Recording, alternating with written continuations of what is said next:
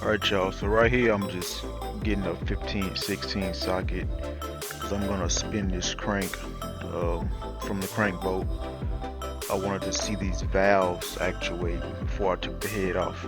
I don't suspect anything was wrong with them. Just wanted to see them, make sure the rockers are rocking, the rollers are rolling, so to speak.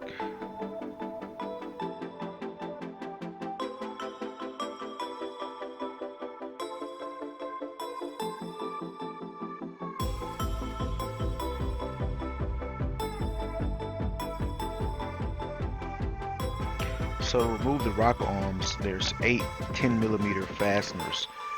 Fasteners go down into the rocker rail, center away from of the rocker arm.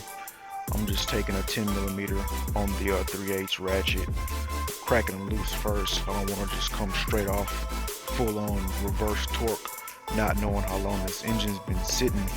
I don't want to run the risk of breaking one of the fasteners if they had an opportunity to become brittle over the time this engine's been sitting dormant.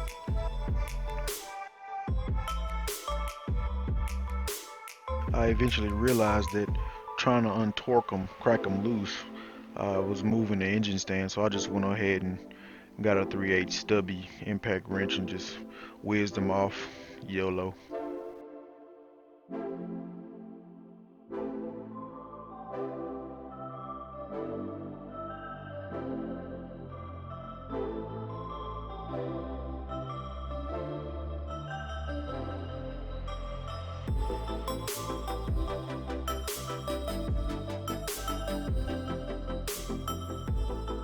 With all the fasteners loose, the rail is just free to come, well, the rockers and the rail are free to come off. I just went ahead and grabbed the whole set by the rocker rail and not individually pulling out the rocker arms. Just use the bolts, just stick them center way and make sure they're all even and kind of wiggle it out, and they should all stay on the rail. A closer look at them here. The rocker arms, they were just all gunked up, and they were like they were coated in Vaseline due to that coolant and that water being mixed with the oil. They were just so frozen, like they were even covered in grease.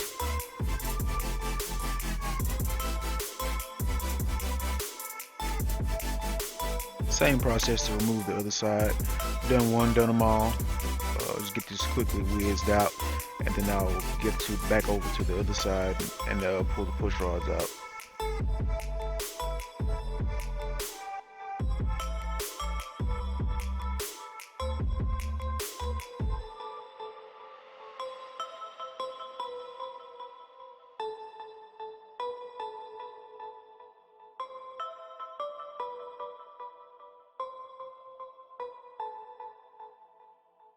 Push rods from the driver's side head.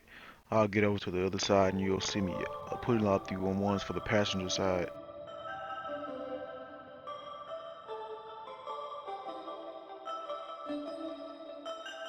Push rods coming out of the passenger side head. There's 2 on each cylinder, one for the intake and one for the exhaust valves. As the camshaft turns, the lobes come into contact with the lifter, which is pushing up on the push rod to open up the valve to allow air to enter the cylinder head and exhaust to flow out.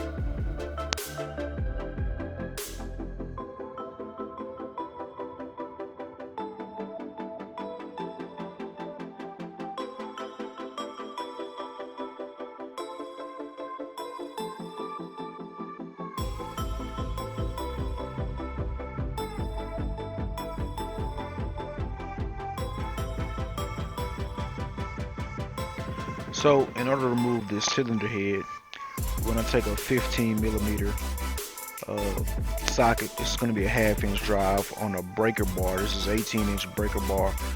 Reason being is that these head bolts, they are torqued down pretty good. So what I'm doing here is taking that breaker bar and I want to crack them loose first, so that way I don't have to use an impact just to rip them straight out of there, because this engine's been dormant. There's a possibility that these studs have become brittle, and I don't want to break them. So I'm going to crack all of them loose first with a breaker bar. Then I'm going to come back behind it with the impact wrench and whiz them out real quickly.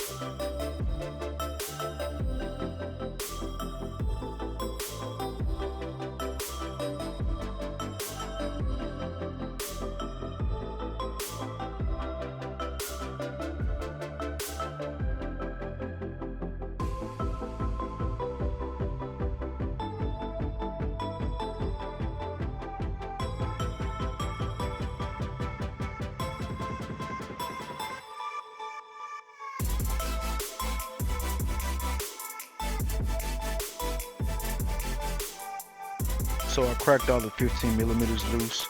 There's 5 more bolts remaining at the topmost part of the head.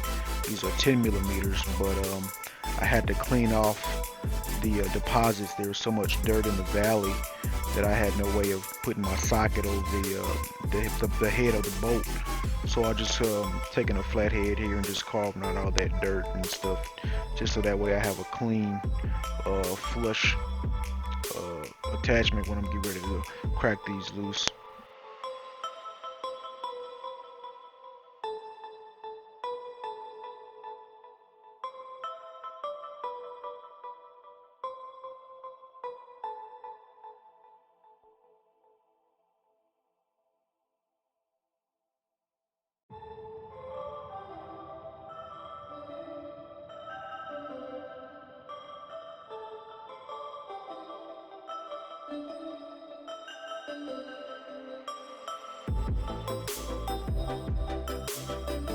So now that the bolt cleanup is done, I can take that 10 millimeter. Now I have a 3/8 ratchet.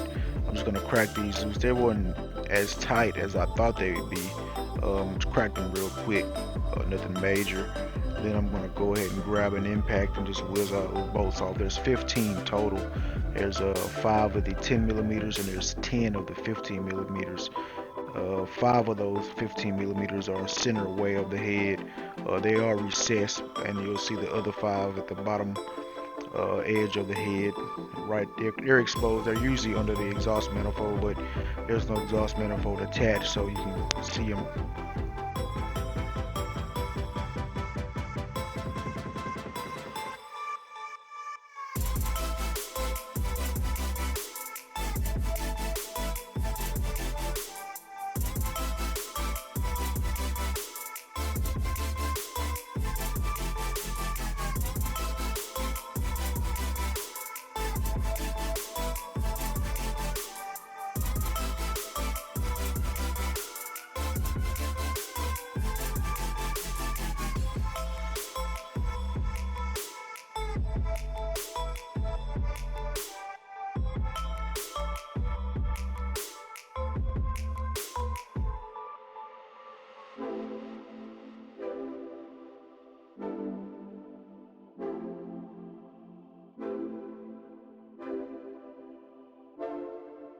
One thing to note is if you don't have access to power tools, regular traditional socket wrenches will work.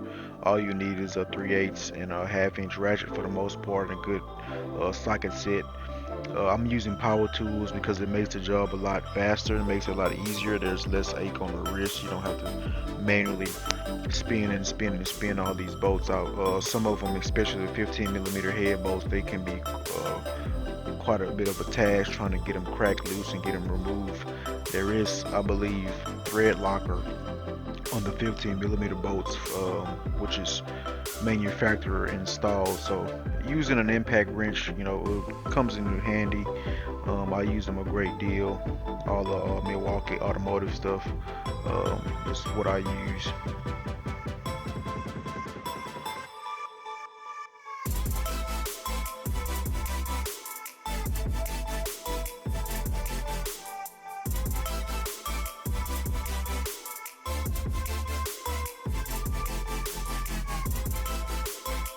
As I was pulling some of the threads out, I noticed they had a lot of moisture on them, especially the fasteners that were on the number two cylinder or close in proximity with the number two cylinder. They had quite a bit of moisture on them, as opposed to the topmost 10 millimeters. They weren't moist at all.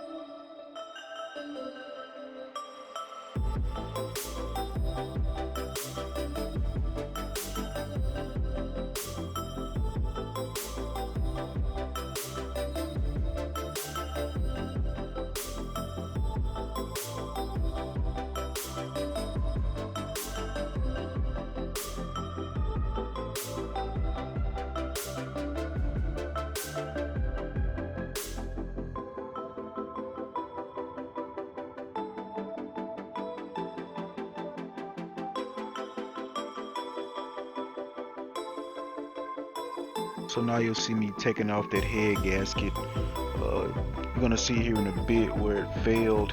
You'll notice that golden cylinder furthest to the right. That's the number two. Right here is where the head gasket failed. This is where it blew out in the top right corner, allowing water to enter that number two cylinder. Which is making it rust and turn it gold. So only that one so far. Besides that, everything else look pretty normal.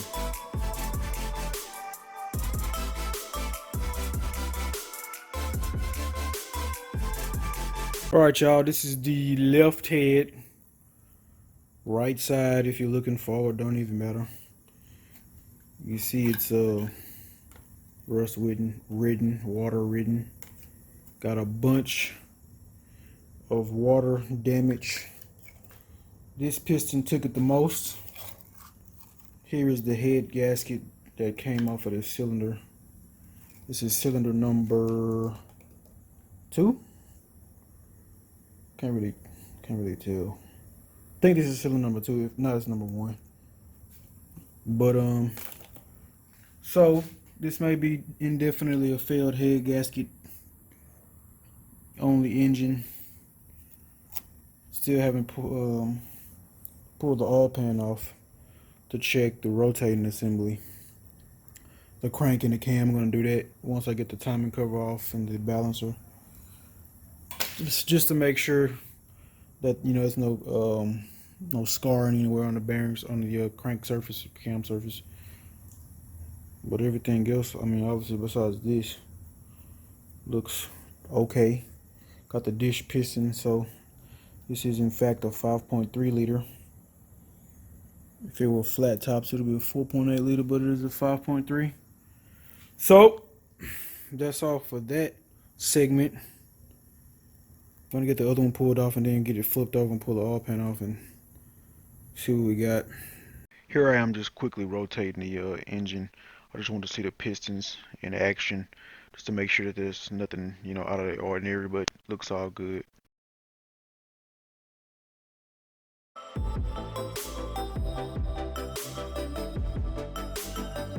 Driver side head, it's coming off real quick. Saw it in action on the passenger side. I was going to quickly get this one taken off, and then we can move on to flipping the engine over, and we're going to pull that oil pan off.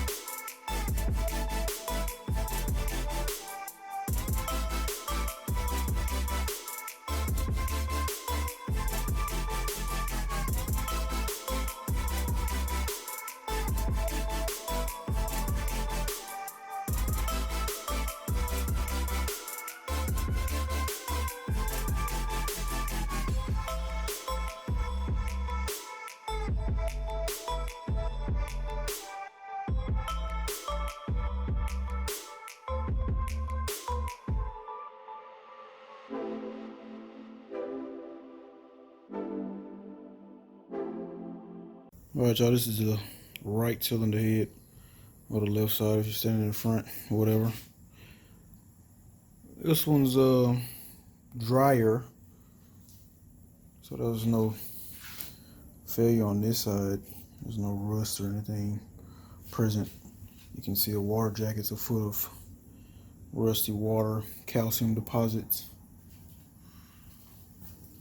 But this one is the one, maybe this one too. So it looks like this is number 2. Number 1's on this side. This is number 2, and I believe number 8, if I'm saying that correctly. But maybe a good sign of rotating. The rotating assembly is in good condition, but we'll have to take it apart and see.